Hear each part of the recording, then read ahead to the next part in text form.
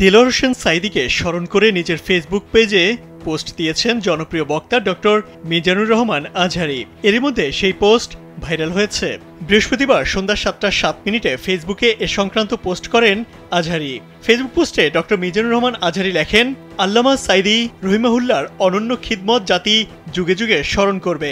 আল্লাহ তাআলা তার পবিত্র কালামের একনিষ্ঠ এই বাণীবাহককে জান্নাতের সর্বোচ্চ মাকাম দান করুন। ২০২৩ সালের ১৪ আগস্ট রাত ৮টা ৪০ ঢাকার একটি হাসপাতালে মারা যান দেলোয়ার হোসেন সাঈদী। সাঈদীকে সম্পূর্ণ নির্দোষ উল্লেখ করে তাকে চিকিৎসার মাধ্যমে হত্যার অভিযোগ করে বাংলাদেশ জামাত ইসলামী। জামাতের অভিযোগ, হাসপাতালের ডাক্তার ও হাসপাতাল কর্তৃপক্ষ তার চিকিৎসায় যথাযথ পদক্ষেপ নেয়নি। চিকিৎসায় অবহেলার বহু তথ্য প্রচারিত হয়েছে।